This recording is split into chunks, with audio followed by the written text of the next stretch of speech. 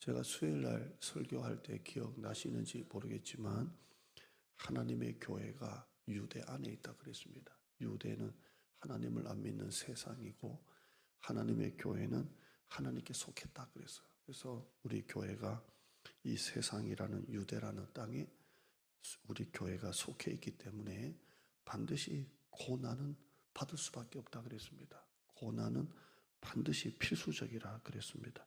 오늘 그 이야기를 좀 이어서 계속 하시죠. 15절입니다. 15절 16절에 보면 그러면 유대 안에 있는 교회가 어떤 고난을 당했는지 한번 볼까요? 15절 보면 유대인은 하나님을 안 믿는 유대인이죠. 하나님을 믿는데 정확하게 예수님을 안 믿죠. 유대인은 주 예수와 선지자들을 죽이고 우리를 쫓아내고 또 하나님을 기쁘시게 하지 아니하고 대적이 되고 16절에 보면 우리가 이방인에게 말하여 구원을 받게 함을 전도죠. 이방인 안 믿는 사람들에게 복음을 말하여 구원받게 함을 금했다, 못하겠다, 전도를 못하게 하고 이런 고난을 그들이 겪었습니다. 유대 안에 있는 교회가 유대인들에게 이런 고난을 받았습니다. 죽이고 쫓아내고 또 대적하고 복음을 전하는 것을 금하고 이런 고난을 겪었습니다. 그러나 사실 지금 이 시대는 이런 고난은 없죠. 고난은 없어진 것처럼 보입니다. 공산국가가 아닌 이상 고난이 없이 예수님을 믿는 데는 아무런 문제가 없습니다. 지금 우리가 예수를 믿는다고 죽이고 쫓아내고 대적하고 복음을 전하지 못하도록 입을 금하고 이런 고난은 없습니다. 공산국가는 지금도 그러죠. 그러고 이번에 시찰에 기도회를 하는데 한 목사님이 코로나가 이제 종식되도록 기도를 하는데 그분이 기도하러 나와서 이 코로나의 시작이 중국에서 시작됐다. 그 중국 우한에서 시작됐는데 그 우한이라는 곳이 십자가 뜯어내고 교회에다 허물고 선교사 쫓아내고 실제로 우한이 그랬거든요. 그래서 하나님이 거기에다가 하나님이 재앙을 내리시고 뭐 이렇게 하시면서 멘트하시면서 기도를 하시는데 사실 지금 중국은 선교사들이 다 쫓겨났습니다. 다 쫓겨났고 얼마나 강하게 교회를 핍박하는지 교회 십자가 뜯어내고 거기는 종교의 자유 자체가 없죠. 다 뜯어내고 그렇습니다. 제가 30대 중국을 한 여러 번 갔었는데요. 제 친구가 선교사로 있기 때문에 그때 있던 고난보다 더 심한 고난이 온 것 같아요. 제가 그 조선족들에게 설교를 하는데 갑자기 그 공안이 탁 교회 안에 들어올 수 있으니까 이게 제가 외국인으로서 교회 설교하면 안 되거든요. 주일날.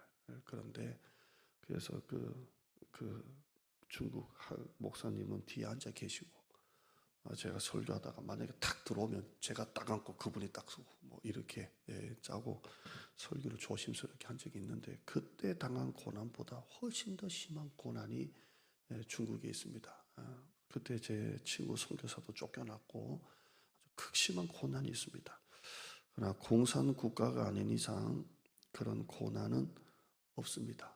그런데 유대에 있는 하나님의 교회, 하나님을 안 믿는 세상 속에 있는 교회는 반드시 고난을 겪을 수밖에 없습니다.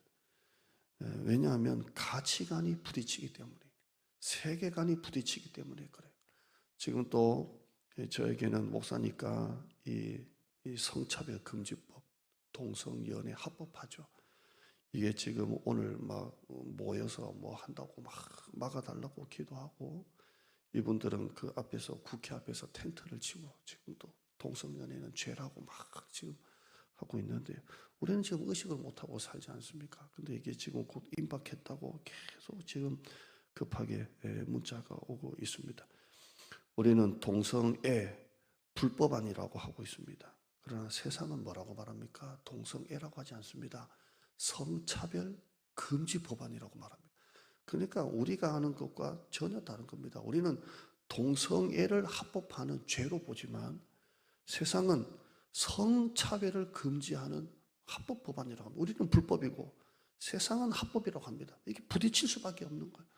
그리고 나중에 이 법안이 통과되고 난 다음에 목회자가 이 부분에 대해서 죄라고 하면 세상 사람들은 우리를 고발하고 공격을 할 겁니다. 부딪힐 수밖에 없는 겁니다. 이제 뉴스에서 코로나가 완전히 사라졌습니다. 이제 코로나 이야기는 옛날 캐캐 묵은 옛날 이야기가 됐지만 불과 얼마 전까지만 해도 교회는 예배를 못 드렸습니다. 주일 예배 하나 드리는 것만으로도 세상에 얼마나 비판을 받았습니까? 제가 아는 분들, 얼마나 많은 분들이 다니는 직장에서 교회 갈 것 같으면 직장 그만두라고 그런 이야기를 들은 그리스도인들이 한둘입니까? 저희 누님 또 유치원을 하고 있는데 그 이제 유치원 오래 해서 원장 바로 밑에 한 유치원에서 오래 했거든요. 그런데 거기서도 학부모들이 유치원 선생님들이 교회 나가면 우리 애들 안 보내겠다 그래가지고 교회를 나가냐 직장을 그만두냐 뭐 이렇게 세상 사람들은 지하철도 타고 버스도 타고 백화점도 가고 마트도 가는데 성도들은 주일 예배 한번 드리는 것만으로도 얼마나 많은 공격을 받았습니까? 지금 핍박이 없습니까? 핍박이 없는 게 아닙니다. 지금 또 유대에 있는 하나님의 교회는 핍박이 있습니다. 핍박이 있는 겁니다. 주일 예배 한번 드리는 것만으로도 얼마나 많은 핍박을 받았습니까? 다른 데는 다 다니면서도 성경은 그걸 이상하게 여기지 말라고 했습니다. 그 고난을 당연한 고난이라고 받아들이라 그렇게 말합니다. 베드로전서 4장 12절에 사랑하는 자들아 너희를 연단하려고 오는 불시험을 이상한 일 당한 것처럼 이상하게 여기지 말고 오히려 너희가 그리스도 고난에 참여하는 것으로 즐거워하라 이렇게 말하고 있습니다. 그 고난을 이상한 고난으로 생각하지 말고 당연한 고난으로 받아들이라라고 말하고 있습니다. 14절 한번 보실까요? 우리가 수요일날 보았지만 14절 한번 끝에 보세요. 가운데부터 보시면 14절에 그들이 유대인들에게 고난을 받음과 같이 무슨 말이냐면 유대인들이 사는 동네에 있는 교회는 유대인들에게 고난을 받았고 자기 지역 사람들에게 또 그 다음에 보시면 너희도 너희 동족에게서 동일한 고난을 받았느니라.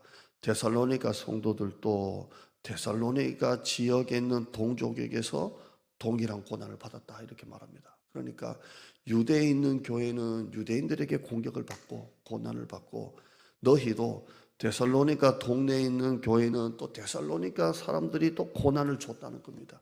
무슨 말입니까? 고난이라는 게 멀리서 고난이 오는 게 아니라 가장 가까운 데서 고난이 온다는 겁니다. 예를 들어서 가정 안에 남편은 안 믿고 그 아내 여자가 부인이 교회를 다닌다. 그럼 어디서 핍박이 옵니까? 남편이 핍박하는 거예요. 남편이 고난을 주는 겁니다. 나는 교회를 다니는데 믿지 않는 시엄마가 있다, 시부모가 있다. 그러면 어디서 고난이 옵니까? 가까운 데서 오는 겁니다. 동일한 동족에게서 시부모가 핍박을 하는 겁니다. 직장에서 내가 크리스찬으로서 양심을 지키려고 하면 어디서 핍박이 옵니까? 직장 바로 위에 고참이 위에 부장이 고난을 주는 겁니다. 고난은 항상 가까운 데서 고난이 시작되는 겁니다. 사람들은 말합니다. 튄다, 깬다, 티를 낸다, 별나다 이런 말을 합니다. 여러분 그게 맞는 말입니다. 여러분이 사회 속에서 믿음 생활하려면 이런 말을 들어야 됩니다. 야, 튄다, 깬다, 티낸다, 별나다 이런 말을 들어야 됩니다. 나는 사장입니다. 믿는 사장입니다. 직원들에게 어떻게든 교회 나가라고 합니다. 교회 나가자, 교회 나가자, 교회 나가자. 우리가 손을 들지 않고 입을 다물면 고난은 없습니다. 그냥 세상의 가치관대로 따라 살면 고난이 없습니다. 하나님의 백성답게 살지 않고 대가를 치르지 않으면 고난도 없습니다. 그러나 우리가 하나님의 백성답게 살려면 고난은 당연한 것입니다. 이 고난을 이상하게 생각하지 말라는 겁니다.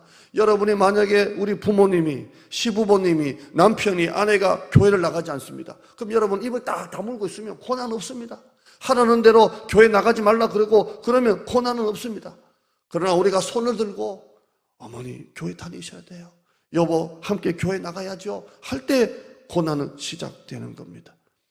우리가 하나님의 백성으로 살고 하나님 나라의 가치관으로 살면 이 고난은 당연한 고난입니다. 여러분, 내 삶에 여러분 어떤 고난이 있는지 한번 생각해 보시기를 바랍니다. 내 삶에 주님을 위한 고난은 있습니까? 정말 하나님의 나라를 위한 고난은 있습니까? 이 고난을 당연한 고난으로 받아들이시기를 축원합니다. 우리나라는 고난이 없는 것 같죠? 아닙니다. 고난이 있습니다. 이 고난을 여러분이 기꺼이 감당하는 여러분 되시기를 축원합니다. 하나님 감사합니다. 지금은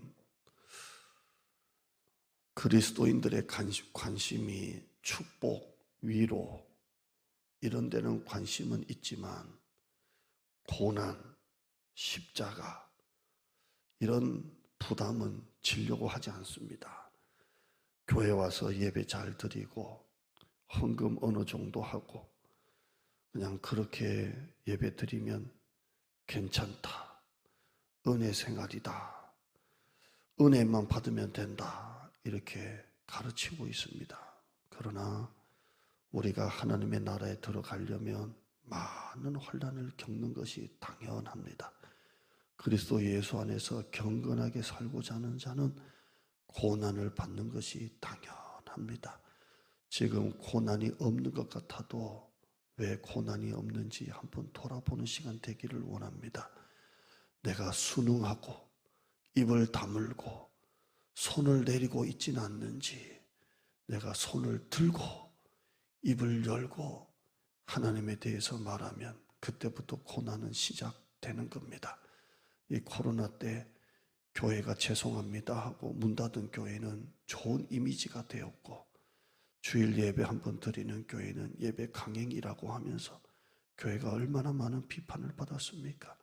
하나님, 내 삶에 문제가 많아서 힘든 고난이 아니라 주님을 위해 받는 당연한 고난을 기꺼이 감당하는 성도 되게 하여 주시옵소서. 내가 교회를 위한 십자가를 뭘 지고 있는지, 내가 주님을 위한 십자가는 고난은 무엇을 당하고 있는지, 내 삶에 왜 고난이 없는지 회개하고 주님을 위한 십자가 하나라도 지고 가는 우리 성도 되게 하여 주시옵소서. 예수님의 이름으로 기도드리옵나이다. 아멘.